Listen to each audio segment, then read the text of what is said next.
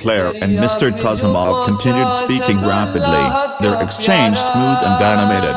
She asked about his preferences, recommended dishes based on regional flavors he mentioned, and clarified the chef's preparations with an ease that made the investor relax deeper into his chair.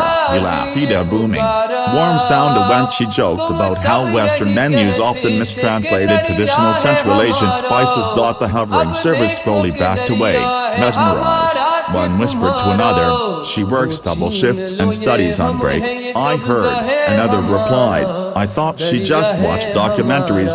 As Clara knelt slightly to point out a detail on the menu, Adrian Lakia, who had been half-heartedly checking emails, finally lowered his phone. His gaze locked on her, eyes narrowing in surprise. He had been annoyed earlier, impatient even, but now something unfamiliar tugged at him. The businessman looked toward Adrian and beamed. "Your staff is remarkable," he said in accented but clear English. "Her guidance makes this place feel like home." He placed a hand over his heart in gratitude. Adrian blinked, caught off guard.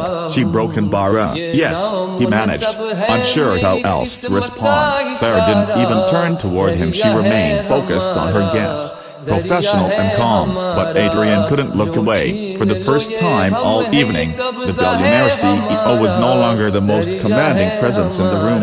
When the initial ordering was done, Claire stepped back, allowing Mr. Kazimov to sip his tea while waiting. Adrian rose from his table and approached, straightening his suit jacket with a practiced tug. "You," he began, his voice slower and less certain than usual. "Speak Kazakh." Claire finally looked at him. Her expression was neutral, polite but distant to the same way he had treated her earlier. "Yes," she said simply. Adrian cleared his throat. "And a broken bar, you learned it where?" "University linguistics program," Claire replied. "I take courses at night." "And you speak more than that?" She nodded. "Russian fluently, Mandarin well enough for conversation, some German." Behind them, the VIP investor gestured happily for Clara to return.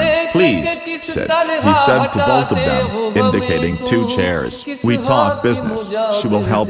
Adrian hesitated. He never conducted meetings with staff seated at the same table, but refusing would insult a key investor, so he pulled a chair out stiffly and sat, feeling strangely exposed.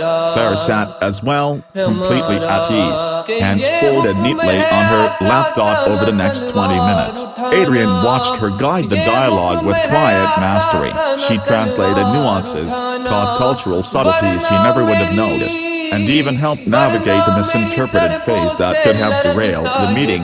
Each time she switched between languages, Adrian felt the metaphorical ground shift beneath him. He'd dismissed her earlier, yet here she was saving a business deal he'd been working on for months. And every moment made his earlier arrogance burn hotter in his memory. The meeting ended on a high note. Mr. Kazimov stood, shaking Adrian's hand firmly. "Your company shows promise," he said.